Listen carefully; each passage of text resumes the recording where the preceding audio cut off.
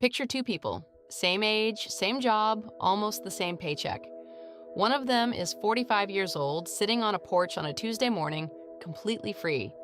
The other is 65, still setting an alarm, still asking for time off, still counting down to a retirement that keeps moving further away. Here is the uncomfortable part. The difference between them was almost never luck. It was not a giant inheritance, and it was not some secret investment nobody else knew about. The difference was a small handful of quiet decisions made quietly year after year, while everyone around them was busy looking rich.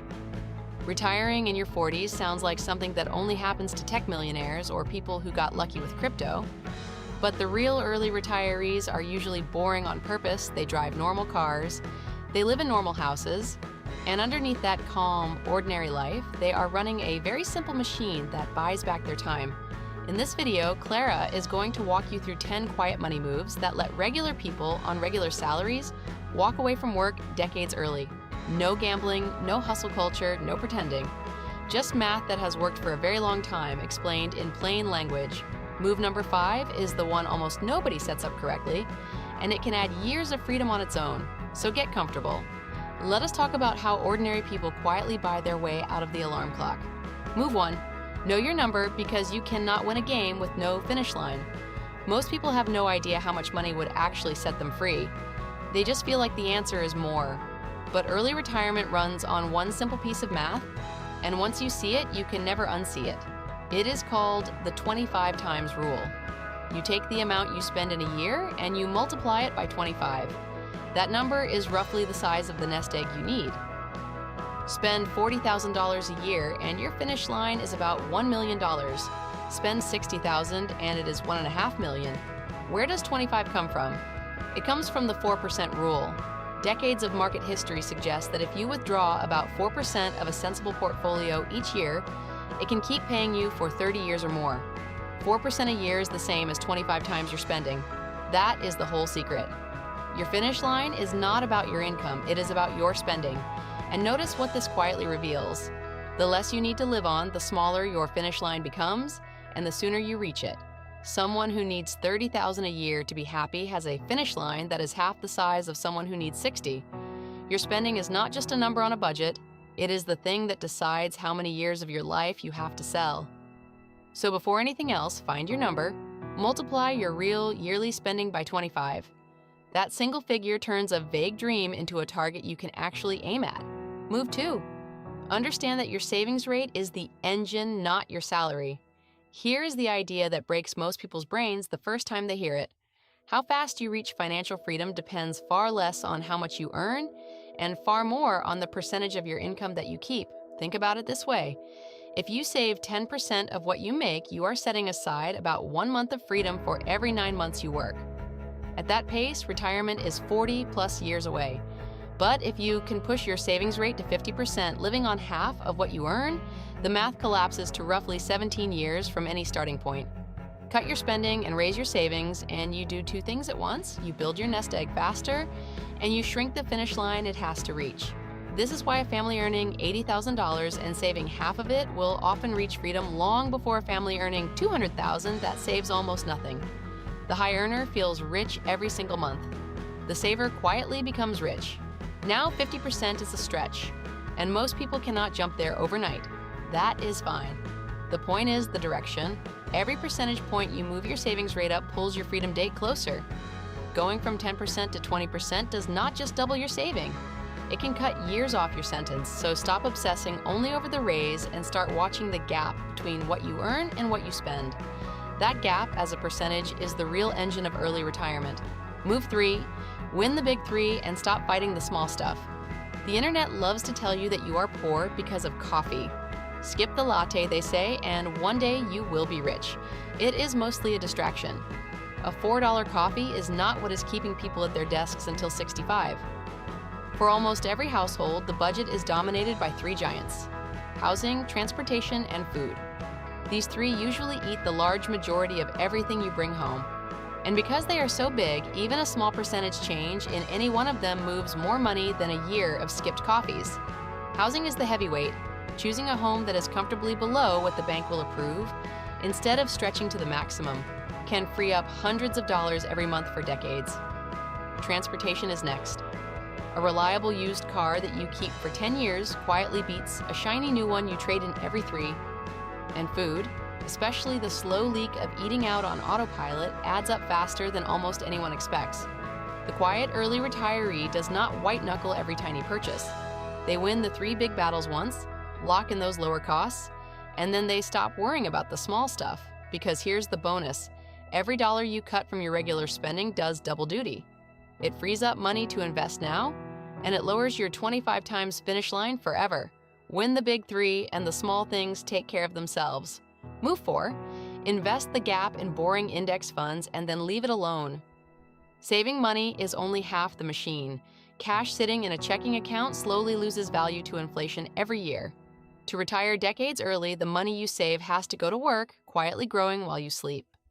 The early retirement crowd is famous for one deeply unexciting answer: low-cost index funds. Instead of trying to pick the next hot stock, you buy a tiny slice of the entire market in one simple fund, the kind that just tracks everything. You are not betting on one company. You are betting that the broad economy keeps growing over the long run, which it has again and again. Why boring? Because boring wins. The people who try to time the market jumping in and out usually do worse than the people who buy steadily and never touch it. The strategy is almost insultingly simple. Automate a regular investment every single month, no matter what the news says, and keep doing it for years. This is sometimes called paying yourself first. The money leaves before you can spend it. And then comes the hardest skill of all: doing nothing. When the market drops, and it always does at some point, the quiet investor does not panic and sell. They keep buying, because to them a dip is just things going on sale. Time in the market, not timing the market, is what turns a steady saver into someone who is financially free. Pick a simple, low-cost fund, automate it, ignore the noise. That is the whole engine. Move 5, stack the tax shelters in the right order, because this is the move almost nobody sets up correctly.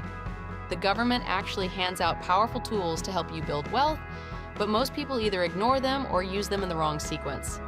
Used well, they can add years of freedom without you earning a single extra dollar, because every dollar the tax man does not take is a dollar that keeps compounding for you. Here's the order the quiet early retirees tend to follow. First, if your job offers a match on your retirement plan, contribute at least enough to get the full match. That is free money, an instant return you will not find anywhere else.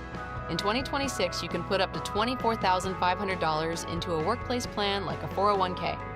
Second, and this is the secret weapon, look at the health savings account if you qualify for one through your health plan. It is the only account with a triple tax advantage. The money goes in tax-free, it grows tax-free, and it comes out tax-free when used for medical costs. Many people quietly treat it as a stealth retirement account. In 2026, the limit is $4,400 for an individual and $8,750 for a family. Third, fund a Roth retirement account where your money grows and can later come out completely tax-free. In 2026, you can add up to $7,500. Only after these are working do you move on to a regular taxable account. Match first, then the health savings account, then Roth, then taxable. Get that order right, and you let the tax code quietly pay part of your way to freedom. Move 6, build a bridge so you can actually touch your money in your 40s. Here is a trap that catches people who did everything else right. Most retirement accounts come with a catch. If you try to pull the money out before about age 59 and a half, you can get hit with penalties. So you can be a millionaire on paper at 45 and still feel locked out of your own savings. The quiet early retiree plans for this gap years in advance. They build what is often called a bridge. It is simply money kept in a regular taxable brokerage account, the kind with no age lock at all. You can sell and spend from it at any age for any reason. This is the money that carries you across the years between when you stop working and when your locked accounts finally open up. There are also clever, perfectly legal ways to tap retirement accounts early, with names like a Roth conversion ladder, where you slowly move money in a way that lets you reach it without penalty. But you do not need to master every trick today. You just need to understand the principle. Some of your wealth has to be reachable early, or your early retirement is only early on paper. So as your nest egg grows, do not pour every dollar into accounts you cannot open until almost 60. Keep filling a bridge alongside them. That bridge is what turns a faraway retirement into one you can actually walk into in your 40s. Move 7, kill lifestyle creep and send every raise to your freedom instead. This is where most good earners quietly lose the game. They get a raise, and within a month or two, the new money has vanished. A nicer apartment, a bigger car payment, a few more subscriptions. Their income went up, but their savings rate did not move an inch. This slow upgrade of your spending every time you earn more is called lifestyle creep, and it is the silent killer of early retirement. Think back to the difference between looking rich and being rich. Looking rich is letting your spending rise to match every raise so the world can see that you are doing well. Being rich is keeping your life roughly the same while your income climbs and quietly shoveling the difference into your investments. The move is simple to say and hard to do. When you get a raise or a bonus, decide in advance that a large chunk of it goes straight to investing before it ever touches your lifestyle. Pretend the raise barely happened. Let your income grow while your spending stays calm, and watch your savings rate climb on its own. Every raise you protect from lifestyle creep is a raise that buys you time instead of stuff. One feels good for a weekend. The other can hand you whole years of your life back. The quiet ones never let the lifestyle catch up to the income. That gap is exactly where their freedom comes from. Move 8. Use the magic of compounding early so your money can coast. Time is the most powerful and the most unfair force in all of investing. A dollar you invest in your 20s has decades to grow, multiplying again and again. A dollar you invest in your 50s barely gets started before you need it. The earlier you invest, the less you actually have to save in total, because the market does most of the heavy lifting for you. This leads to a beautiful idea called coast. The plan works like this. You invest hard and early, front-loading your sacrifice while you are young. Then, once your investments reach a certain size, you can stop adding new money entirely and simply let what you already have compound on its own until it reaches your number. Here's how striking it can be. Money invested in the broad market has historically tended to roughly double about every 10 years or so. So a person who builds a solid pile of investments by their mid-30s can, in some cases, simply coast. They no longer need to save aggressively. They just let time finish the job while their existing money quietly grows into freedom in the background. That is the reward for starting early and being patient. You do the hard part up front in your 20s and 30s, and then your past self keeps working for you long after you have eased off. Plant the tree early, and one day you get to sit in its shade. Move 9, solve the healthcare gap, because it is the #1 reason early retirement plans fall apart. You can hit your number perfectly and still get scared right back into a job by one word: healthcare. In the United States, the big public health program for retirees does not begin until 65. So if you walk away from work at 45, you have around 20 years to cover on your own, and that can be the single biggest expense after housing. But the quiet early retirees plan for this, and there are real paths through it. One common move is to manage your taxable income carefully once you stop working. Because your income from a job has stopped, many early retirees can keep their reported income low enough to qualify for large government subsidies on a health plan, which can cut the cost dramatically. Another popular path is sometimes called barista retirement. You leave the stressful career, but you take a relaxed part-time job that happens to offer health benefits, letting someone else cover the expensive part while you mostly live free. And remember that health savings account from earlier? This is exactly where it shines, a pile of tax-free money waiting for medical costs. The mistake is to ignore this until the last minute, panic, and decide you can never retire. The smarter move is to build the healthcare plan into your math from the start. Treat it as one more line item to solve, not a wall that stops you. Solve the gap on paper, and one of the scariest parts of early retirement quietly shrinks down to size. Move 10. Protect the first few years, because the beginning is the most fragile part. There is a quiet danger that has a clumsy name, sequence of returns risk, but the idea is simple. It is not just whether the market goes up over time, it is when the bad years happen. If the market crashes badly right at the start of your retirement while you are also pulling money out to live, you can do permanent damage to your nest egg, even if the market later recovers. Selling investments while they are down just to eat is how a solid plan can quietly crack. So the careful early retiree builds in a cushion for those first vulnerable years. One common move is to keep a chunk of cash or very safe investments set aside, enough to cover a year or two of spending. When the market drops, you live off that cushion instead of selling your shares at the worst possible time, and you let your investments recover before you touch them again. Another part of the answer is flexibility. The early retirees who last are willing to spend a little less in a bad year. They trim the optional stuff, the trips and the upgrades, when the market is down, and they spend more freely when it is up. That simple willingness to bend instead of spending the exact same amount no matter what dramatically raises the odds that the money lasts for the rest of a very long life. Get through the first few years without panicking or overspending, and the math has a powerful tendency to take care of the decades that follow. So there it is, 10 quiet moves. Know your number, let your savings rate, not your salary, drive the machine. Win the big three. Invest the gap in boring index funds, stack the tax shelters in order. Build a bridge you can reach early. Refuse lifestyle creep. Let compounding coast, solve the healthcare gap, and protect those first fragile years.